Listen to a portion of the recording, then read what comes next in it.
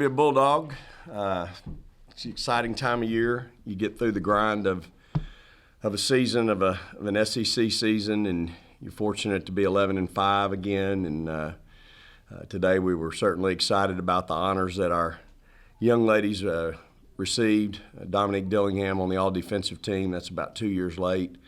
Tierra McCowan on the all-freshman team, and Victoria Vivian's first team all-SEC. So, those kids would all tell you they couldn't do it without their teammates, and that's very true. But it's a very, very satisfying and gratifying time for us. And, again, just excited about the opportunity on Friday night. Don't know who will play, but to be able to reward our kids with a double bye and allow them a little extra day is certainly a good thing. And, again, we know what it's like to play on Friday night. We'd like to experience Saturday and Sunday as well. So that's our goal this year. And if you can get through the SEC tournament, you can get through that next one without a doubt. So excited about the week. Really proud of our kids. Again, really proud of our team. Been really blessed with a great group of kids. And so we'll see what the rest of the season holds. You mentioned the double bye. Obviously, we get a weekly update of how many players you got in boots. I imagine this is good to have a little break going into it. Yeah, I mean, yesterday obviously we took the day off. Today's typically our heavy day where we lift and we do film, and we have a pretty good day on the court. So, 4 boots. We're still in 4 boots. Jazz, popped her head again on Sunday. She's being evaluated again today. Morgan's leg is still Morgan's leg. It has its good days and bad, its good weeks and bad. Hopefully we're kind of on the downside of the bad, but every now and then it flares up. So we continue to battle the injuries, and you're never going to be 100% this time of year. But I need our little engine that pulls the train. I need her full speed, and we're getting closer. What's it mean for Victoria to get first team all-SEC? Well, I think it's a progression from last year. She's second team last year. I think people recognize and realize that for us to be successful, Victoria's got to score for us. And she's always going to get their other team's best defensive game plan, not to mention their best defensive player. So all those people that are on the defensive team, hey, Victoria Vivians can probably tell you what flavored gum they're chewing. So, I think it's again, I'm pleased for her. It's something that we talked about in the preseason. It's been hard. It's been a challenge, let's put it that way. She's been challenged weekly, every game, and she's answered that challenge on most nights. What's different about your team compared to last season at this point? Because there's so many similarities between, seed, record, win, things like that. But just talk a little bit about the differences of the team from year to year. Well, I think number one, we're younger. We're younger and less experienced. Sometimes that can be a good thing, though. But I do think we're younger and probably have a little less, obviously less experience. Our depth is very young. I think that's probably the biggest, even getting more specific. Our depth is very young, and so I've been very pleased with the progress of our young players. I think that's been the biggest key to our success.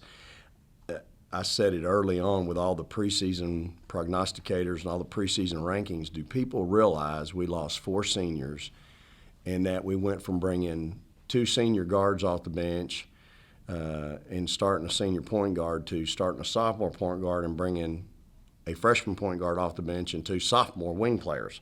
I just didn't think people realized the youth of our team. And so I've been really pleased with those young players and their progression and how they've been able to allow us to substitute and keep some continuity through substitution. So, and then, Morgan, Tori, Dom, those kids are all playing big minutes. Dom plays 38.5 minutes a game in the league.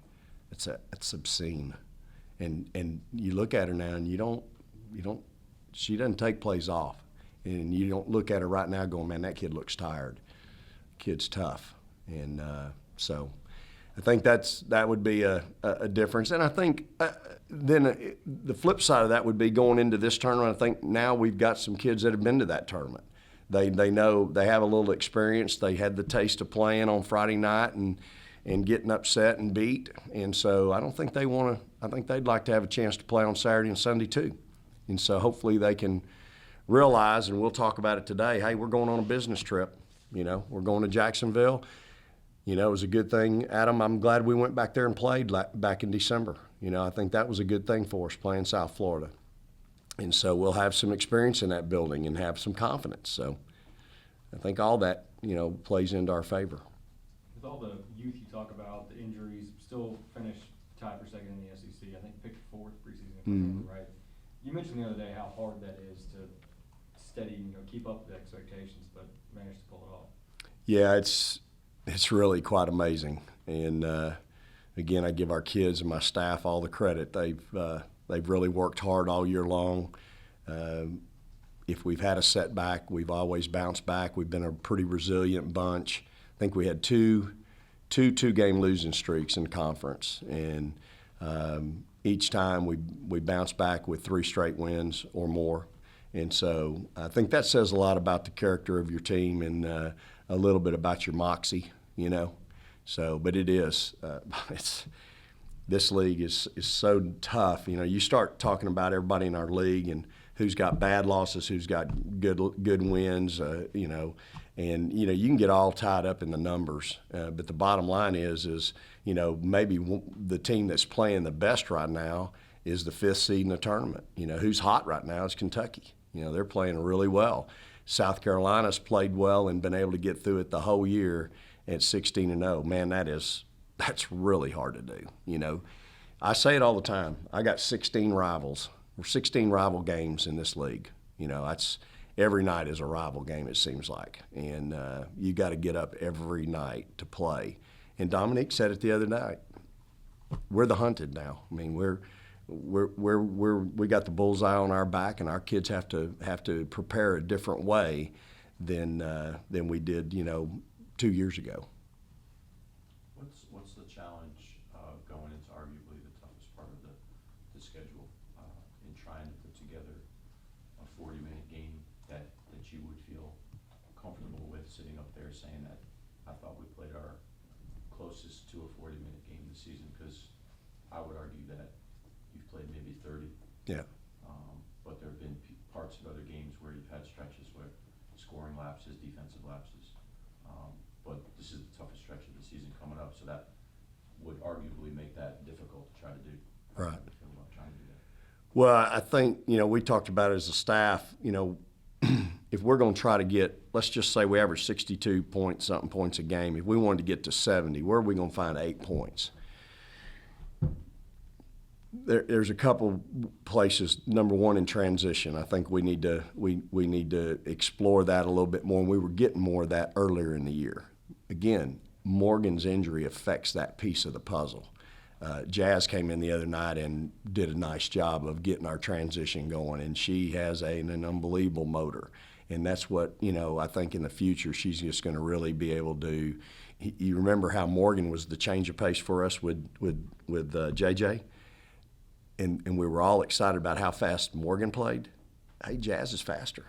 And so I think now we're going to be going from fast to electric or whatever, you know, with those two. So I think that's really going to make it hard for people to deal with us in the future. But, you know, if we had to find 8 points, I think, again, we do a great job offensive rebounding, but we don't always cash in the stickbacks. So stickbacks, transition, and then I need to get my 4s unlocked a little bit. They just seem to be tied up a little bit. And so if we could get them unlocked a little bit and get them functioning at a little bit better level offensively, I think that's easy. I think that's easy to come up with, because here the fastest person that runs for us is Jazz and Bree. Bree at the 4 and Jazz at the 1. That's probably our 2 fastest players. And, you know, I think that when you start looking at trying to add, where can we add points, I think those are places you can add them, and it doesn't take a lot. I don't think we got to work 2 weeks on any of that to figure out, hey, this is what we need to do. So those are areas that I think are accessible, maybe areas that we can get to a little easier and not really change a lot of things. You mentioned going back to Jacksonville. Did you mention anything to the team at the time, like this? Absolutely. Venue, we know Yep. what it's like. We can take advantage of it in March, maybe. Absolutely. Yeah, that was the whole purpose of going there. And, we talked about this is where the conference tournament's going to be. And so, we've had a full practice in there. We've had a shoot around in there, and we've had a game in there. So it won't be a walk in and go, oh, wow. You look around because it is a big building. There's lots of room. And so, absolutely, that's really the reason we did it.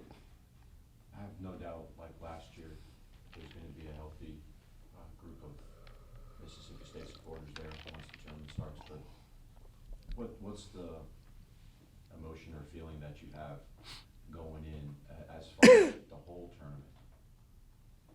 You're going east in a place where question the amount of support. It's not even an SEC city, really, to be Right. honest with you. Are you curious? Are you optimistic? Are you pessimistic? I think we're all optimistic. I think all of us coaches in the SEC are excited about trying anything new and different that will benefit our teams. All we want is our kids to play in front of people, really. That's what we're after. We're after the college student athlete experience. And so last year I think we'd have had, we had as many fans there as anybody, but the weather was bad. And so that really hindered the attendance, even of the locals there in Little Rock, because the roads were slick, it was ice, there was snow all over the ground. So the weather really played a factor. Last year I think we'd have had a much better attended event. I think we're all curious, but I think we're all optimistic. I think Jacksonville's excited about hosting it. I think they, for the games tomorrow at 11 and 1:30, they've got elementary day. And so they're going to bring in 1,500 kids for that 11 o'clock game. And so I don't know if you guys have ever listened to 1,500 kids scream and holler, but it'll sound like there's 15,000 in there. And so that'll be a good environment, tomorrow for the first day. And so I think we're all excited about it. We're all anxious to see. But I think we're all still trying to find that perfect solution, for our tournament. Do you feel like the game changes at all when you get to tournament play, or is it just the same game of basketball, 40 minutes, and just a little more pressure? Yeah, I think it may change for some. I think that the less change you can have, you stay within your habits, you stay within your we're all creature of habits, when we go on the road. So I think the more you can stay to doing what you did back in January and February, the better chance you have. And again, I think the experience factor really comes in then about playing in that environment, playing with that excitement, and knowing that there's a little bit more on the line, immediate on the line. You're not playing now a season or a 16-game schedule. You're playing hey, if you're going to win this tournament, it's one and done. You got to win in advance. And so I think being able to function in that environment, that's what our league gets you ready for. And so I think our kids will be excited. I'm excited to go in there and play. And again, you're talking about an unbelievable tournament. I mean, if you can get through that gauntlet, you can certainly get through the next one. You've been in this league and you've been in other leagues where, if I'm not mistaken, Oklahoma City Yeah. was the host site for Yeah. the Big 12 tournament. How does one Big 12 compare to the SEC in the time that you've been in the league, where you've been to multiple cities? You've been in Arkansas, you've been you're going to be in Florida, you've been in other places, but the tournament in the SEC has not had a fixed location to maybe sustain momentum. Right. How does one compare to the other? Well, again, our challenge has been the central location. I think in the previous league, we've typically been in a pretty centrally located spot where all schools are not far, or they're centrally located. For us, it's always unless we have it in Houston, A&M's always going to be traveling. Now we're farther east where there's not a lot of schools that are close to there, and so we're all traveling. And so I think that's the challenge that we have right now is, do we go to Birmingham? Do we go to, we've talked about some other places, but it's not do we go, it's can they take us? You know, all these cities have state championship games going on, high school tournament games going on. You know, everybody'd love to go to Nashville, but they got the men, and they can't take it 2 weeks in a row because they got a hockey team in there that needs to play. So every place has its challenges, and I think what our conference office has tried to do is understand what the challenges are, and then let's go attack it in the best angle that we can to provide. Again, what do the coaches want? We just want a great environment for our student athletes to compete in. We obviously want our fans to be able to travel, but we want those kids to have a great experience and play in front of a lot of folks. And so, you know, we've tried. You know, were we in Dothan? Where were we in Georgia? Huh? Duluth, Georgia. You know, there in Little Rock, and now in Jacksonville. Where was that? Were we in Duluth twice? Mm-hmm. Okay, so you know we've and we'll continue to explore options, but we'll just without going and playing on somebody's campus, you know, which I don't think anybody wants. I think it's going to continue to be a let's hunt and peck and see if we can't find a great solution, and then let's hunker down for a while and see if it'll work. What about the possibility of ever playing in the state of Mississippi? I don't know that that's ever been talked about. You know, we've not discussed in general. We don't discuss. I think we've probably talked about 2 or 3 states that actually have schools in them, but I don't know that Mississippi's been one of those states that we've talked about. Again, our main venue would be in Jackson, and that facility is just is not ready for us, and so we'll see. Plus, there's the political element too. Possibly, yes.